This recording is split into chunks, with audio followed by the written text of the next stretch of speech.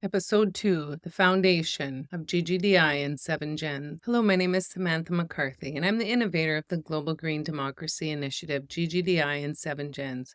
I'm also the face and the voice of that Sammy71 YouTube channel that was developed to be an open forum going through all of the different programs, projects, and debunk misinformation and answer questions about the system. About 8 years ago, while meditating, I was gifted with the GGDI system that will revolutionize the world, heal our collective trauma, and move our world to sustainability for our children and future generations. This system is designed to heal our collective trauma so that we can save ourselves from ourselves. The world has reached a point where we have distinct choices to make that will decide every living being on Earth. The people who have prospered and reaped the greatest financial benefits by utilizing the resources of our world have abused the responsibility that they have had for gaining such fortune. It is clear that the current industry has not met its responsibility to the world around it, and we have had years to relearn what has put us in this current environmental crisis, and to make the decision to change that would give us all a chance. Instead, the rich and famous are spending exorbitant amounts of money on trips to space while people starve around the world.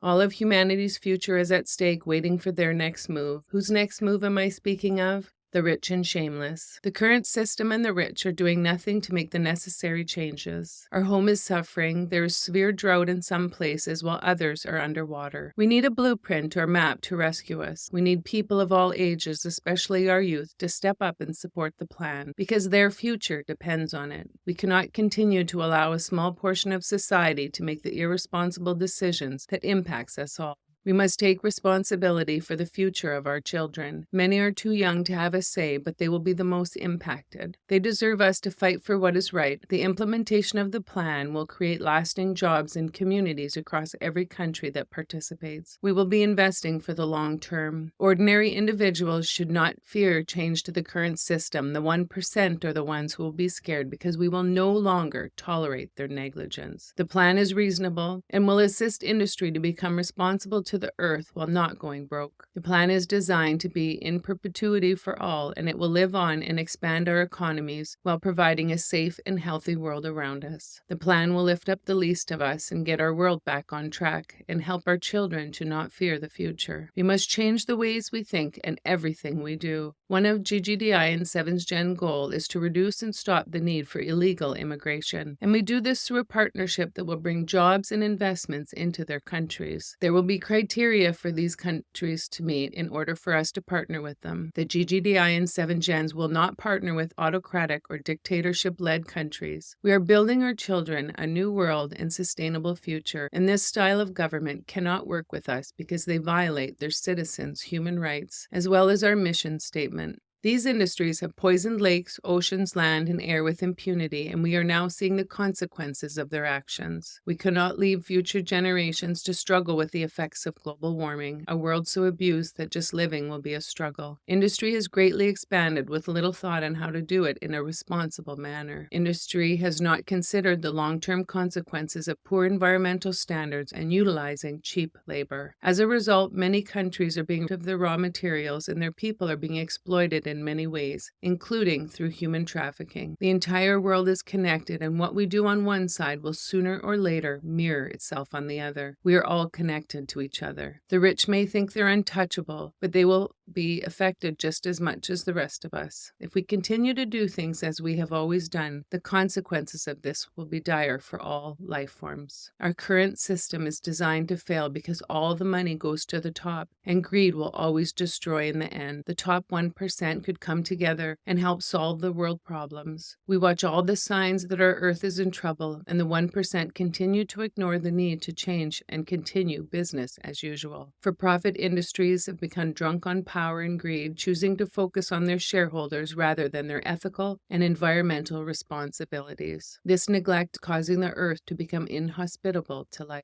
If they continue to ignore this fact, their greed will be their demise as well. Trickle-down economics fails because industry industry continues to deny their workers a livable wage, benefits, pensions, and full-time employment, and all this to keep their shareholders happy. So when we look at the diagram, you'll see that the current system for profit, at the top you see the 1%, they continue to pollute with impunity, hoarding and neglecting to invest in sustainability for future generations. You will see that the big arrows are showing where all the profits are going, and they're going to the 1%. And the little arrows pointing down is a small amount, or represents the for-profit's lack of accountability to the citizens of the world. And all of these things make it cheaper or save them money. Less full-time jobs, no pensions, no benefits, no livable wages. And all of this forces people to work more than one job, and this is destroying families for profit. All the while, workers continue to fight for livable wages, benefits, pensions, and full-time work.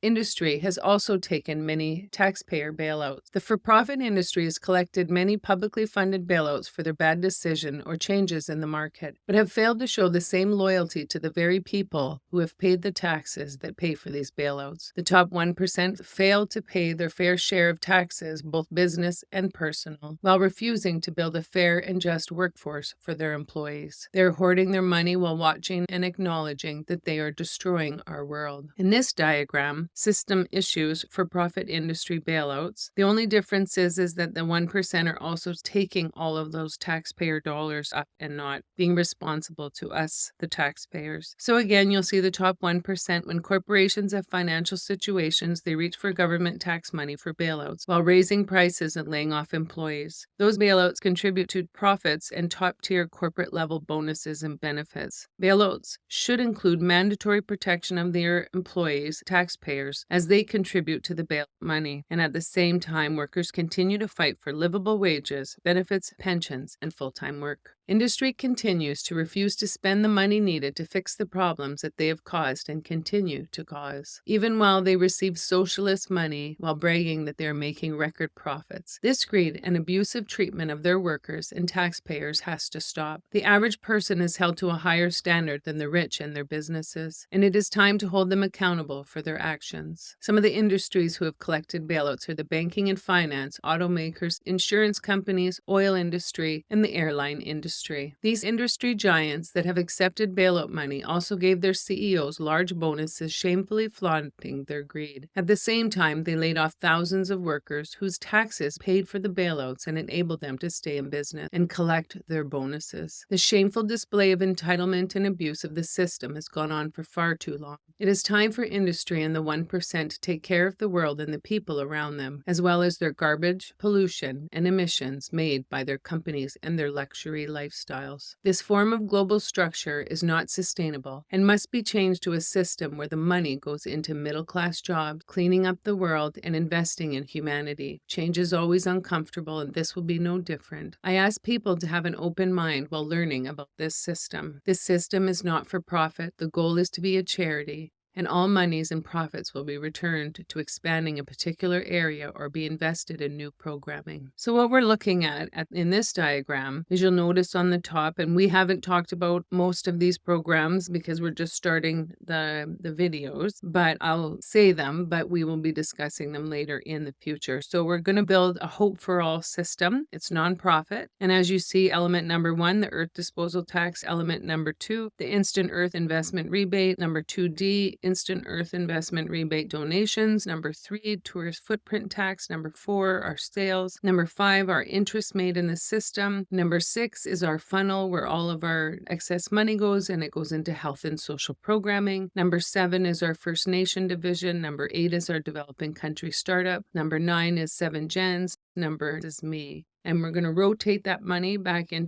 a nonprofit way. And we're going to base all of our programs and projects on the environmental, social, governance, financial, health, and research and development. We're going to invest in frontline jobs with middle-class wages, with pensions and benefits. And what this means is that we will have equality, sustainability, and be ethically responsible. And this in itself will mean hope for all. The magnitude of human consumption in single-use products is tremendous and will have dire consequences on every living creature. Society has become dependent on the conveniences large industry has given us, but it is this very disposable attitude that has gotten us into our current situation. Our goal is to create a system like the diagram, which shows now how garbage is handled and what we are moving towards. The difference is that in our circular system, no man-made products will end up in the landfill. Burying garbage is no longer an option. So when we're looking at this diagram here of resources, we're moving from, and this is the current system, where we're taking all of the resources, our natural resources from Mother Earth. It either ends up in garbage and a very little amount of recycling that we do. The bulk of it ends up in the landfills. They are getting huge. We continue stealing from future generations. We continue burying and destroying our environment, and this is not sustainable. And so what we'd like to move to is continue with the garbage and recycling, but we're going to no longer bury our garbage. We're going to start excavating all of our current landfills and old landfill sites. We're going to sort them, and then we're going to send them to the depots, and we're going to start cleaning up our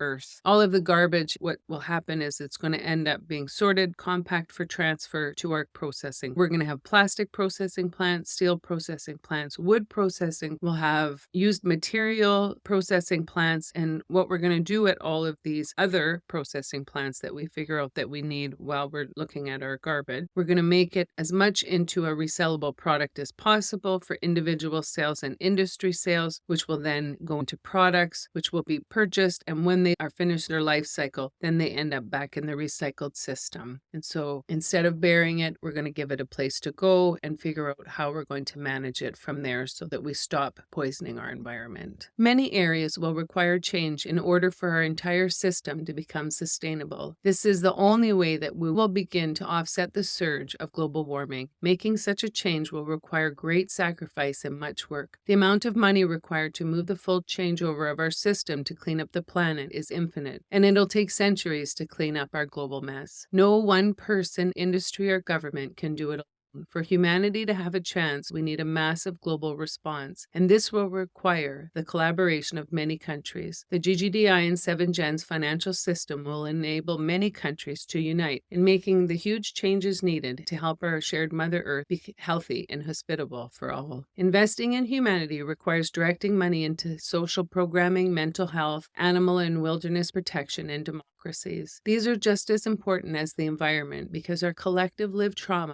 is impacting how we treat one another. In order for us to save us from ourselves, we have to invest in every area of society, especially the people who some view as least of us, those living in poverty. As a woman, it was a huge gift to be raised in a democratic country, but each and every person, regardless of sex, is equal according to our Creator. By lifting up minority women and giving them a chance to live safe and independent lives, free of honor killings and femicide, we lift up the entire system. In the new world we are going to build, we are going to improve the lives of every human everywhere. A big reason why we have so much hate and strife is there are people who feel that they are better or worth more than other races. But we need to invest equally in each and every one, no matter their skin color, where they were born, and to whom. Things that we have no control over. Each and every person is equal. The GGDI and 7GENZ is going to be the world model of diversity and equality. This system is designed to be expanded on in programming, but the core mission statement and goals cannot be changed or altered. This is to maintain the integrity of the plan in perpetuity. In the GGDI and 7GENZ, each area has long-term investments in environmental, social, healthcare, and women's autonomy, and will make life better for us in our world. It is expansive and will be very hard to understand until the end, but just know that we are building a better world for us and our partners. Those who think trickle-down economics works ignore that the more the wealth the 1% acquires, the less they provide support to those below them. Not everyone is destined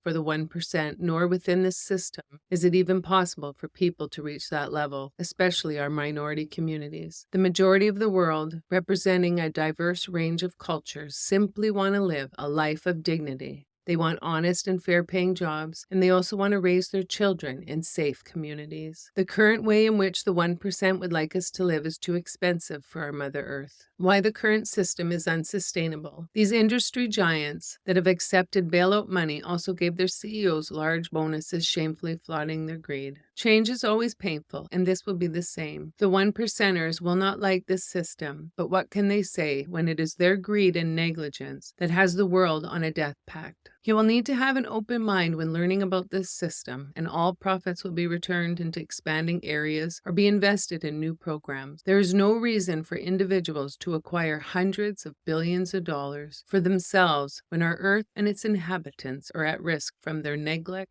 and unethical behavior. Imagine investing money into useless real estate rather than cleaning up the best gift our Creator designed for us, a world that grows its own food, has breathable air, drinkable water, beautiful landscapes, and infrastructure. The middle class is shrinking as our children lose their chances of having a good job and affording a home. The poor are becoming a larger portion of society as great jobs are relocated, automated, or made redundant, allowing organizations to maintain their bottom line. The percent are even taking away entry-level jobs that build a great skill base. This article shows the one thing the 1% forget. It is that we humans need jobs or we can't buy their products. They're literally removing shoppers because of their greed. Burgers, fries, and robots. McDonald's opens the first mostly automated location in Texas. At one McDonald's location in Texas, robots are now serving at Big Macs amid a growing desire for fast food giants to automate their process. The first mostly robot-run McDonald's restaurant is currently being tested in Fort Worth, Texas. At this location, there are no human cashiers in sight. Even the restaurant itself is smaller and has no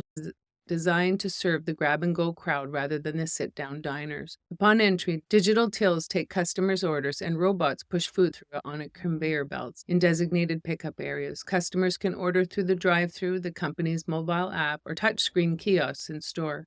A McDonald's spokesperson told The Guardian that though the new store is highly technical, it is not fully automated. There are still human workers employed in the restaurant, though interaction between customers and human employees is very limited. The spokesperson claimed that enhanced technology is in place to allow the restaurant team to begin preparing customers' orders when they're near the restaurant. This is ideal for McDonald's orders picked up by delivery couriers or for customers who have ordered through the mobile app. McDonald's said the goal of the test location is to serve customers with improved speed and accuracy. Despite the company's enthusiasm for the new automated location, many people are not McLovin' it. In Texas, minimum wage workers like those who are employed by McDonald's make $7.25 an hour. The living wage in Texas is $16.41 an hour. Many people on social media felt the automation is a way for fast food giants to avoid paying employees higher wages, a request that has been made by McDonald's workers for years now. This McDonald's is fully automated in the same way a dumbwaiter is fully automated. They're designed to hide the poorly paid human labor and make it look like the food appears out of nowhere. Paris Marks. December 23, 2022, William Mellick, the director of RoboHub at the University of Waterloo in Ontario, said the food supply chain is one of the most exciting new application areas for robots we're seeing today.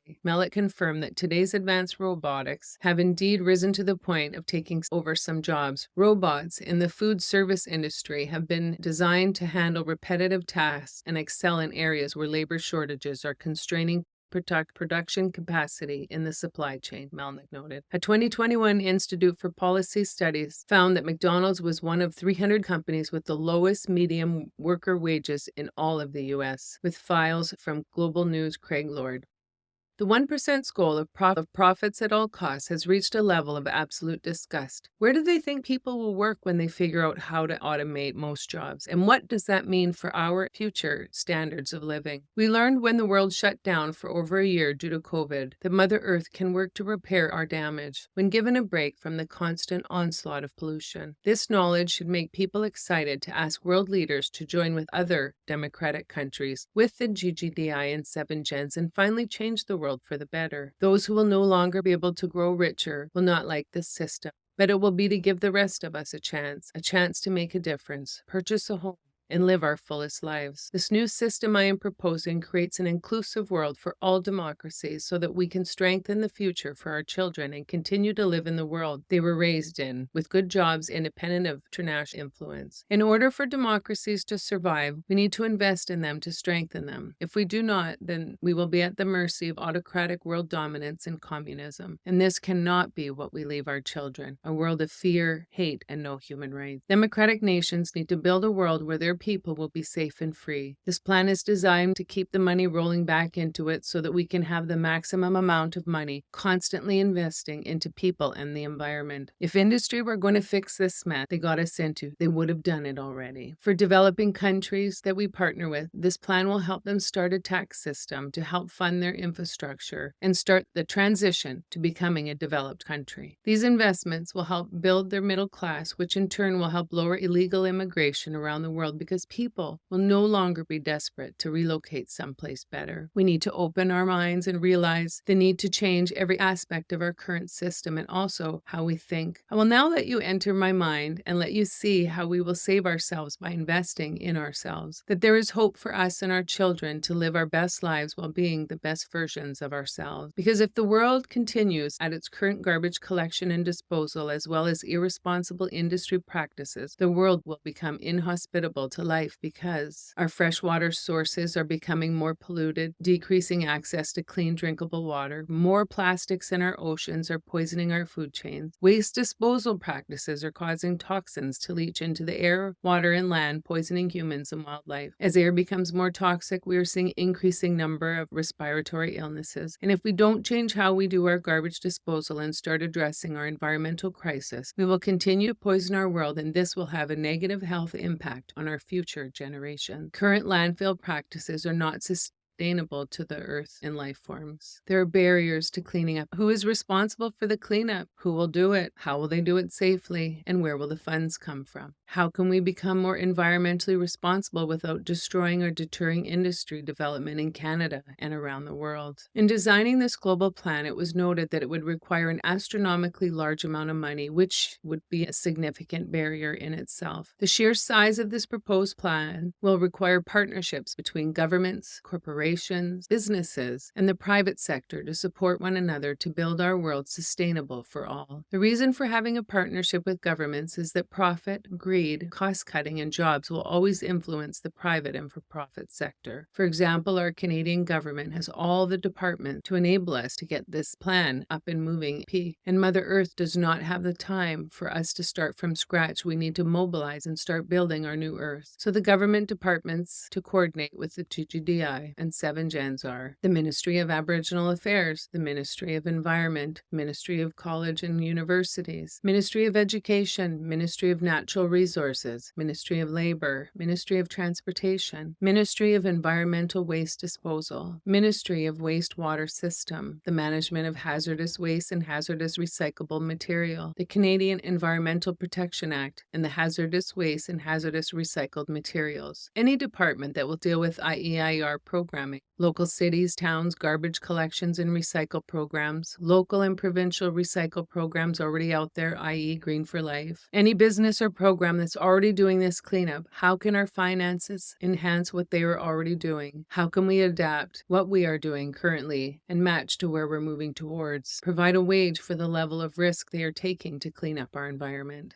We need to change the lens in how we look at things and how we look at garbage of all kinds. We need to stop thinking it's impossible and realize that the faster we take responsibility and admit that we need to act now on cleaning up our environment, the better chance of humanity surviving this tsunami coming from global warming. Stop looking at someone to start the process because it's not happening, and stop thinking garbage is gross and something to be avoided. It is inevitable, and we need to be responsible for it. Changing the focus, being responsible for our next generations. Realize that everyone on Earth is responsible for the garbage being collected, but they are also the solution. Expand the garbage recycle compost program and do greater sorting at the source. All plastic should be sorted. There should be no plastic put in the earth, period. And label all carcinogenic causing and hormone altering plastics as an environmental toxin requiring immediate removal and proper storage. Sort according to how it can be broken down and safely made into another product, from our hardest plastic to our soft plastics such as saran wrap and plastic bags. Design a plan that enables everyone to have easy access to dumping their recycle. The more we sort at the source of the garbage, the less we must do at the sorting plants. Sort all metals, tins, wood, etc. to be processed down to be stored in containers above ground or broken down in a form for resale, easy transport or storage. Grind glass down to sand or in a form for resale. Make it illegal or closely regulate a product that cannot be safely recycled or that is hazardous to the health health of people, mammals, and the environment. How is the plan designed, and why can it be adopted by any country? I watched world news and read articles on the stock market. I watched programs and read articles regarding underdeveloped countries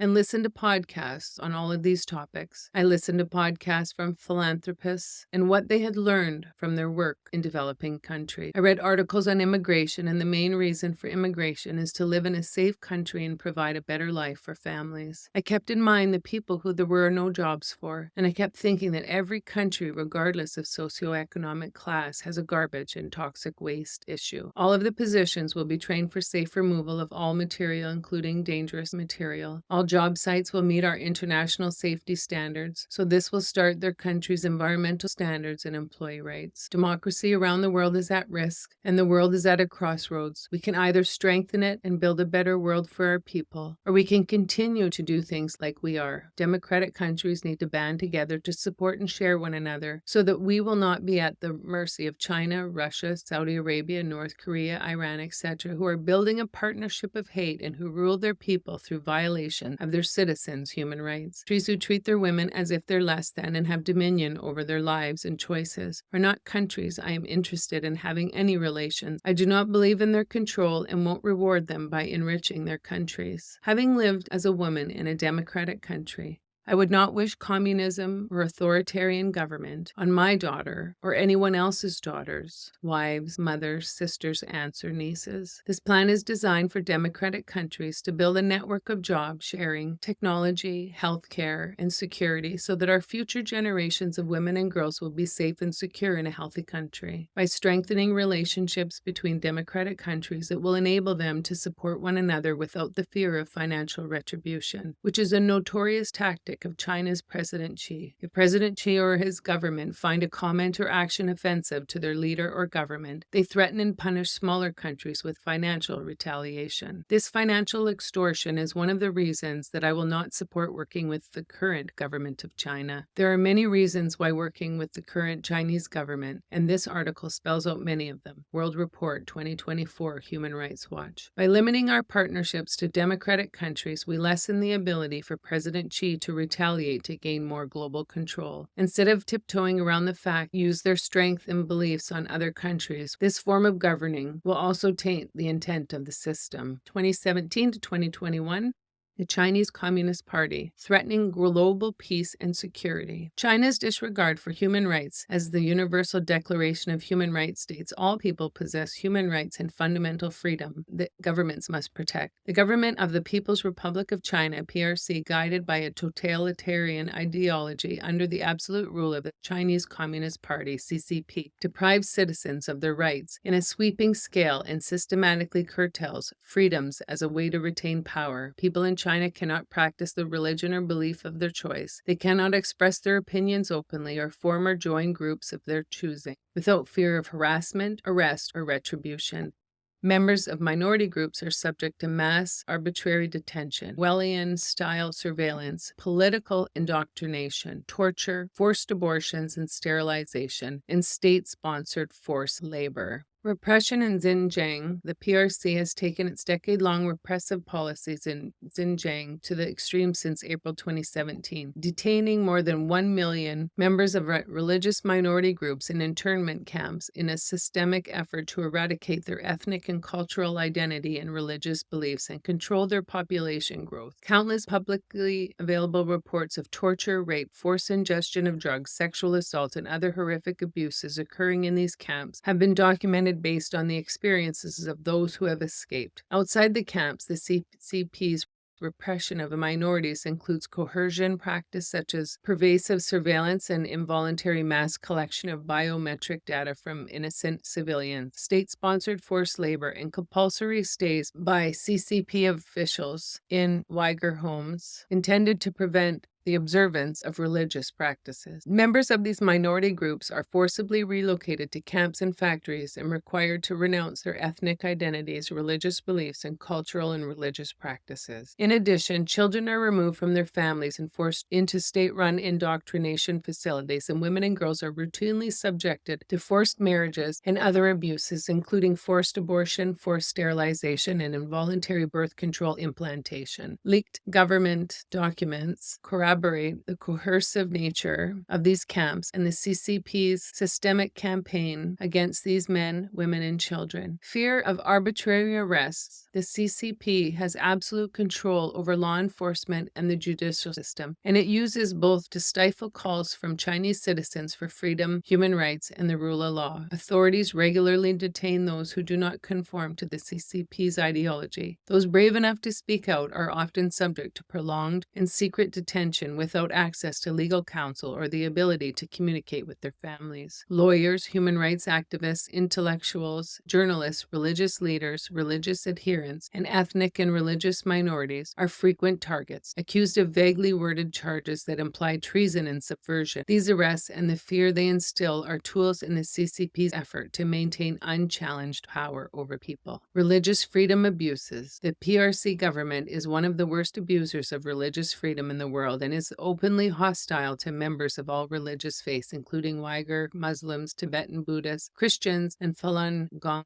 practitioners. The PRC has adopted a 5-year plan to bring all religious doctrine and practice in line with the Communist Party doctrine. This effort calls for rewriting holy texts, forbidding youth from participating in religious activities, and implementation of mass detention camps that indoctrinate detainees in the CCP's ideology and forced renunciation of their faith. Leaked PRC government documents show use of religious-related reasons, such as men wearing beards and women wearing veils, and families having too many children as justification to detain Uyghur Muslims and impose further ideological control on the Chinese population. The CCP has also insisted it has the authority to select Tibetan Buddhist lamas, including the next Dalai Lama, and considers house churches and Falun Gong adherents and their practices to be illegal if they refuse to join the CCP-led organizations or renounce important elements of their beliefs. Authorities routinely shutter or demolish homes of worship and offer cash rewards to those who inform on religious adherence. Individuals found violating the laws and regulations controlling religion are harassed, surveilled, interrogated, arrested, beaten, sentenced to prison, detained, or disappeared. Stifling freedom of expression. The PRC government strictly controls what information is available on the internet within China. Further, the PRC controls all domestic news reporting through direct ownership of news outlets. Daily CCP directives compelled Chinese media to report on specific issues and perspectives, ensuring that only information matching the government's desired narrative is shared. The government control of telecommunications infrastructure enables the blocking of websites and mass deletion of microblog posts, instant messages, and user accounts that touch on banned political, social, economic, and religious topics. Thousands of websites are blocked in China, including major news and social media hubs like Google, YouTube, Twitter, and Facebook. The Chinese people lack access to dissenting views, and the fear of severe punishment deters those who want to speak out, imposing a nationwide culture of self-censorship. Forced labor laws in China do not allow for freedom of association, which is a core labor standard. Independent unions are illegal in China, and employers are under no obligation to bargain with workers in good faith. The effects on workers are severe. Occupational safety and health violations are prevalent, with limited enforcement recourse for workers who find themselves in dangerous working conditions. Workers are frequently not paid in many industries. Workplace discrimination is rampant, including recruitment practices that explicitly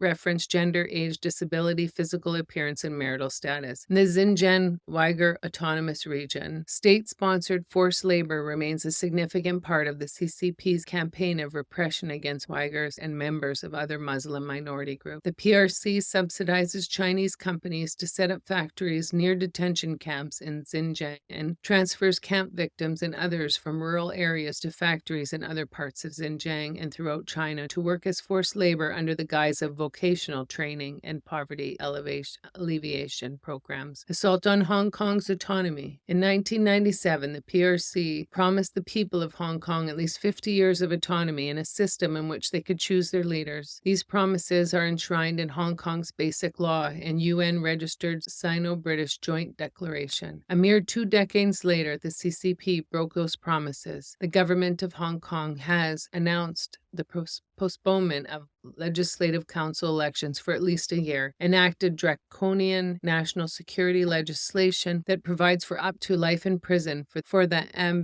ambiguously defined crimes of secession, subversion, terrorism, and collusion with foreign powers, and which lawmakers were forced to vote on without the ability to debate its provisions, and created new national security institutions with limited oversight that are designed to eliminate challenges to the PRC government, including peaceful protests. Authorities are removing books critical of the CCP from the bookstore and library shelves, banning democratic political slogans, and requiring schools to enforce censorship of teachers and students. What made Hong Kong flourish, freedom, is being destroyed and its autonomy eviscerated. Beijing's broken promises undermine the human rights, fundamental freedom, and dignity of the people of Hong Kong.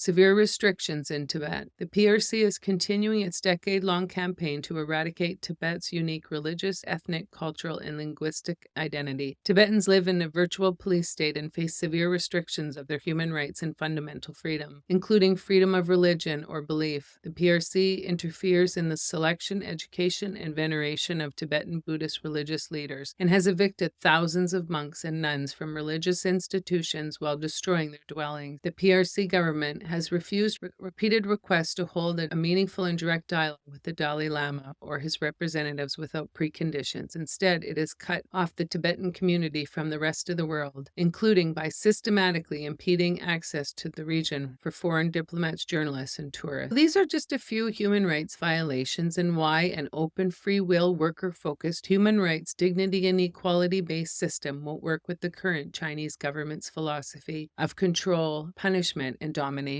where human rights and equality are non-negotiable. We need to move us to a more earth and human rights conscious focused instead of global domination. By having our strict criteria for partnerships, we'll also give people who live in autocratic and communist countries hope for a more fair, equitable, and sustainable future option other than what they live in. By having a network of solid forever jobs will enable our leaders to promote our democratic way of life or speak up about human rights violations without being financially punished by a communist leader. This is my plan and these are my rules, and it was clear from the down that the structure of the system is non-negotiable. Any negative influence will change the outcome of the intent and goal, thereby going against the original mission. I don't want our future generations of girls and women to have their rights violently removed because of the whims of men determined to take over other democratic countries. We are now 3 years into Putin's war crimes against Ukraine, a sovereign nation who is fighting for their people, land, and future for no other reason than Putin wanted to commit genocide and take over Ukraine's land,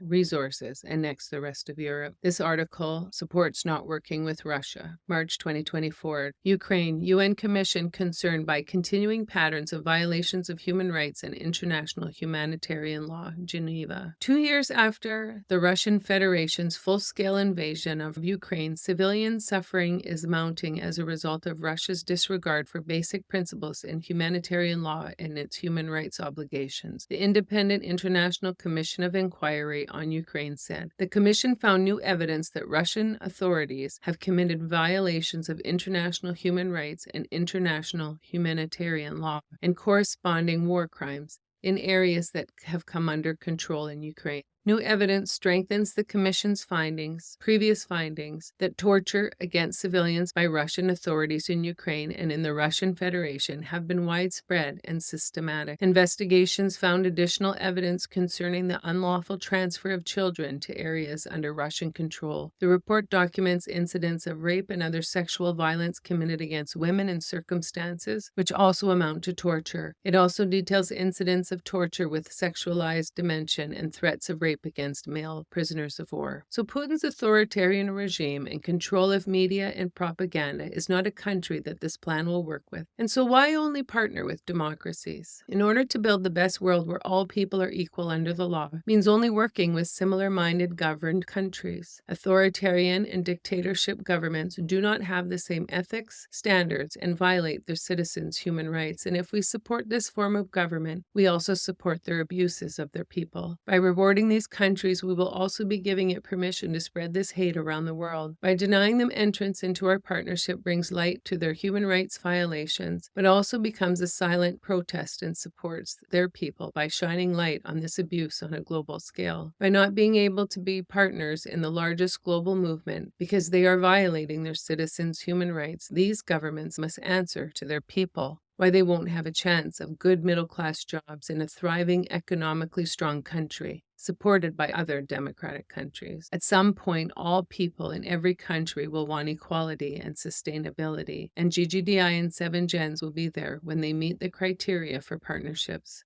GGDI and 7GENZ will not compromise our morals because this decision will make some people uncomfortable. In order to make an equal and just world, we must ensure that we live by the very morals that we want our new world to be for our children. Achieving full gender equality is still centuries away, warns the UN in a new report. At the current rate of progress, the report estimates that it'll take up to 286 years to close the gap in legal protection and remove discriminatory laws, 140 years for women to be represented equally in positions of power and leadership in the workplace, and at least 40 years to achieve equal representation in national parliaments. To eradicate child marriage by 2030, progress must be 17 times faster than the progress of the last decade, with girls from the poorest rural households and in conflict-affected areas expected to suffer the most. The report also points out a worrisome reversal on the reduction in poverty, and the rising prices are likely to exacerbate this trend, and by the end of 2022, around 383 million women and girls will live in extreme poverty on less than $1.90 a day, compared to 368 million men and boys. Many more will have insufficient income to meet basic needs such as food, clothing, and adequate shelter in most parts of the world. If the current trend continues in sub-Saharan Africa, more women and girls will live in extreme poverty by 2030 than today. The invasion of Ukraine and the ongoing war there is further worsening food insecurity and hunger, especially among women and children, limiting supplies of wheat, fertilizer, and fuel, and propelling inflation. In 2021, about 38% of female-headed households in war-affected areas experienced moderate or severe food insecurity, compared to 20% of the male-headed household. Further facts and figures highlighted in the report include that in 2020, school and preschool closures required 672 billion hours of additional unpaid childcare globally. Assuming the gender divide in care work remained the same as before the pandemic, women would have shouldered 512 billion of those hours. Globally, women lost an estimated 800 billion US in income in 2020 due to the pandemic, and despite a rebound, their participation in labor markets is projected to be lower in 2022 than it was pre-pandemic, 58.8% compared to 51.8% in 2019. There are now more women and girls who are forcibly displaced than ever before. Some 44 million women and girls by the end of 2021. Today, over 1.2 billion women and girls of reproductive age 15 to 49, live in countries and areas with some restriction on access to safe abortions. Ahead of the Transforming Education Summit taking place on the margins of the UN General Assembly, the report points out that achieving universal girls' education, while not enough by itself, would improve such an outlook significantly. Each additional year of schooling can boost a girl's earning as an adult up to 20%, with further impacts on poverty reduction, better maternal health, lower child mortality, greater HIV prevention, and reduced violence against women. The report showcased that cooperation, partnerships, and investments in gender equality agenda, including through increased global and national funding, are essentials to correct the course and place gender equality back on track. What do I say? I say no way are we waiting 300 years for women and girls to have equal rights. Right now, the 1% would like to keep it status quo, where they control everything and the rest of us have to accept it. But it is 2024 and it is time for women and girls to have a seat at the table that will change our world and include us as well. It will require women in democratic countries to reach a hand out and help our repressed women and girls around the world so that they don't have to wait 300 years to experience what it is like to have autonomy and value. That if we invest in autocracies and dictatorships, we will strengthen their hold on their people, and by doing this, we are also supporting their human rights violation. GGDI and 7GENZ are going to help the world become sustainable by doing it with like-minded countries. If we don't take this opportunity to build new infrastructure and change our system, we will miss the opportunities for us to become industry leaders and experts in our products and services. By not changing our system and the way we do things, we'll also make the world more dependent on China, while we should be changing our focus to a new, greener world. I'd seen this news report that China plans on spending more than $360 billion developing renewable energy and creating 13 million jobs in a sector by 2020. And in 2017, investments in renewable energy amounted to US $279.8 billion worldwide, with China accounting for $126.6 billion, or 45% of the global investments. And what did I realize? That if the US, Saudi Arabia, Canada, and the rest of the world are placing their bets on dirty energy and to hang on to the way things have always been, that by the time we realize that we should have been investing in green energy, it will be too late. We will be dependent on China for all the research and development and products for our green energy, making our dependence on them stronger and Canada's ranking lower in developed countries. There's many benefits for developing countries partnering with GGDI and 7GENZ. Democratic countries bring equality to all citizens regardless of sex, race, or sexual orientation. Women and girls will have access to sexual health care, and most have autonomy over their bodies. By cleaning up their country will improve the health of both current and future generations. And a cleaner country will promote tourism and service jobs. Investments into desalination plants and sanitation will prevent waterborne diseases. These investments will increase the quality of life and standards of living, will provide them with a new way of processing their garbage, compost, and nuclear waste into a resellable material or stored safely, provide companies with a cheaper, ready-to-use raw product for them to use to manufacture their product, and stop the unnecessary mining and forestry and only harvest what we have to. CEOs should not make 200% plus times more than the typical worker. They should make a competitive wage, and this plan does that, but the goal is the bulk of the money will be invested in middle-class jobs and expanding them. The goal is to build a global system that is for the 99% of us, provide jobs with wages, to live easier lives and be more financially free and not living in poverty in our golden years. Jobs will be salaried in a fair and just way by looking at, for example, the average wage across a country will enable us to build a wage scale that will be fair for the workers. This way, anyone employed in our system will have comparable wages for all, regardless of sex, race, or where they live. So when we look at that wage scale, when we look at this example diagram, the mechanical engineer in Canada, what I did was I Googled the Job Bank Government of Canada and looked at the average wage across Canada, and they had the low, medium, and the high. And so I raised the bottom to get rid of the low part of the wage scale so that people would make more money when they start, and went to the higher average of the highest wage that I saw in that wage system. So it raises the lower end and it keeps the higher end higher because the average is in the middle. And I based it on what I was used to as an RN, because we have a pay scale that takes us 10 years to make our maximum amount of money,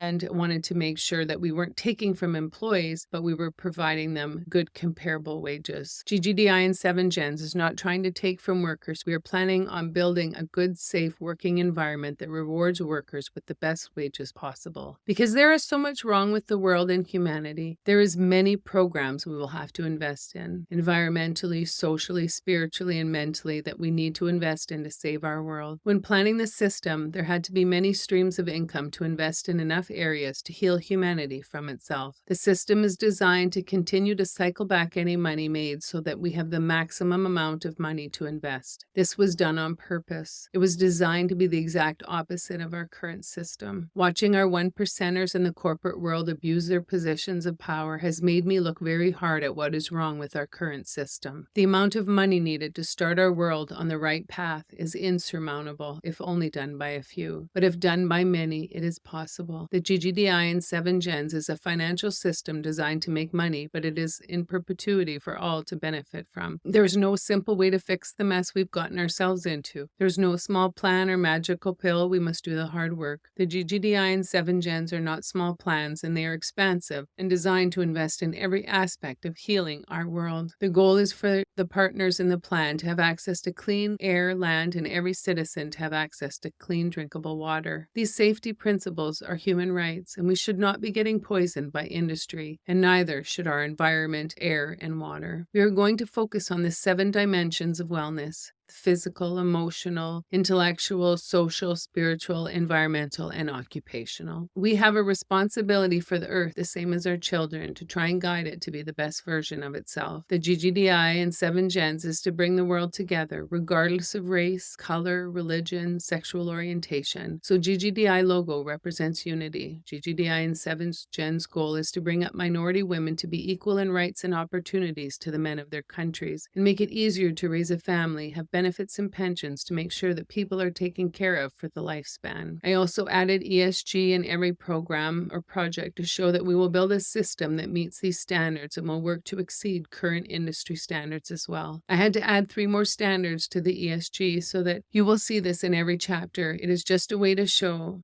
what each part of our projects or programs means, and will be explained in the book videos better. If I had left these 3 standards out, we would have missed a large benefit of the GGDI system. So we have environmental, social, governance, financial, health, and research and development. Looking at the environmental part, GGDI and 7 Gens will invest directly into as many environmental cleanup programs to move our world to sustainability. Social, GGDI and 7 Gens will provide equal opportunity for all of our employees, competitive wages, benefits, and pensions to take care of our workers. Governance, GGDI and 7 Gens will be transparent with the jobs they will be investing into and ensure that our workers have fair and safe employment settings. Financial, GGDI and 7 Gens will be investing directly into companies doing the environmental cleanup to help expand their ability to do this work. 7 Gens will have a global lending fund that will have low-interest loans to help with debt repayment and some grants for qualified applicants. Health, by all of the programs we'll be investing in, we will be lessening the amount of toxic materials we are constantly being exposed to, thereby improving our collective health. Research and development. We will be investing directly into many different programs, from health and medicine to technology to green energy. These investments will improve our democratic countries' economies and be free from international financial influence. The GGDI and 7 Gens will also meet the UN 17 Sustainable Development Goals. Implications for our forest and mining industry. Less reliance on our forests, as we will be constructing stronger building supplies from our recycled material. Less reliance on mining, as we will be recycling all of our junkyards, tire fields, and building material. This will stop industry from raping and stealing from our future generations to feed their greed. Our consumption is not sustainable and will be to the detriment of our children and future generations. Industry will meet with us so that we can assist them in this new focus to work to make this transition as painless as possible. GGDI and 7 Gens are not wanting to destroy industry. We just want them to stop killing us and becoming ethically and environmentally responsible to their workers and the world. The goal of GGDI and 7 Gens is to bring back our Mother Earth back to her original beauty and save humanity from the worst part of itself. We're going to make money in the system many ways, and one will be on the sale of our recycled material and finished products. I have built in a 10% tie that will enable us to assist developing countries become developed. Developing Country Startup, or DCS money, will purchase from Canadian industry the equipment to build their processing plants. This will be described throughout the textbook for better understanding. I am only mentioning it to make sure you're familiar with many topics and elements within the GGDI and 7 Gens, and each part is to help complement the other. When you're looking at the diagram for the 10% tithe, you will notice that there's black lines on the top and yellow on the bottom. The black lines relate to the developed countries' investments into research and development and cutting-edge technology, i.e. our processing plants. And then, of course, you'll see the yellow lines through our tithe. Will enable developing countries to access that research and development and technology without having to invest in these areas during their startup phases. Greed is Destroying Us, published by Oxfam International, January 17, 2022. The 10 richest men doubled their fortunes in pandemic while the incomes of 99% of humanity fall. A new billionaire minted every 26 hours, as inequality contributes to the death of one person every every 4 seconds. The world's 10 richest men more than doubled their fortunes from $700 billion to $1.5 trillion at a rate of $15,000 per second, or $1.3 billion a day during the first 2 years of the pandemic that has seen the incomes of the 99% of humanity fall and over 160 million more people forced into poverty. If these 10 men were to lose 99.999% of their wealth tomorrow, they would still be richer than 99% of the people on this planet. They now have 6 times more wealth than the poorest 3.1 billion people. Inequality is contributing to the death of at least 21,000 people each day, or 1 person every 4 seconds. This is a conservative finding based on deaths globally from lack of access to healthcare, gender-based violence, hunger, and climate breakdown. Published in a new brief, Inequality Kills by Oxfam, ahead of the World Economic Forum's Davos agenda. At a rate of 15,000 per second, or 1.3 billion a day during the first 2 years of the pandemic that has seen the incomes of 99% of humanity fall and over 160 million more people forced into poverty. I just want you to repeat that from the mentioned article and let it sink in when you read those words, and read them a couple times. This much greed from the 1%. When workers are fighting for a livable wage, benefits, and pensions is criminal. So when the corporate world says that it can't afford to pay livable wages but pays itself 200% plus of the average worker, we need to say that we can't afford their kind of math. That we, the 99% of the world, need to demand and support a plan that will infuse its profits back into the people of the earth. This plan is the opposite of the current system, the one that we are used to, but we need to open our mind regarding a plan that is the exact opposite of the current one. It would be different if the corporate world was using their wealth responsibly, but instead their greed is destroying our world. It is time for the 99% of us to have a say in our future, for our children to have good paying jobs with pensions and benefits. Time for us to accept the hard and painful feelings that come with change and learn to do things differently. If we don't change the system completely, our Mother Earth will be pushed beyond her breaking point. GGDI in 7GENZ is a financial system that will provide the funding to offset the inequities that shorten human lives and increase pain and suffering. The goal is to ensure that all living life forms benefit from our investments and that humanity will become keepers of the world that we were supposed to be. When designing the system, I want to ensure that we were meeting not only our environmental needs, but our social, spiritual, physical, and mental health, so that we can become the best versions of ourselves. Because untreated and unresolved trauma will have lasting effects on the world, and investing in social programs will heal the wounds that we see around us. I want to thank you for listening, and if you are interested in saving our shared Mother Earth, please like and follow us on Blue Sky, Pinterest, TikTok, Facebook, Instagram, Threads, and on our YouTube channels at Sammy71Earth, at Global Green Democracy Initiative, and at 7GENZ. You can get involved by signing up for our newsletter when it is up and running in the near future, 2025, and subscribe to our pages, 7GENZ and at Sammy71Earth. And last but not least, you can purchase my textbook or instruction manual to heal humanity and our world, the Global Green Democracy Initiative, and follow along on our videos simplifying the chapters in the textbook. Please do all of the above so that we can win this battle to save our shared Mother Earth for all. Thanks again.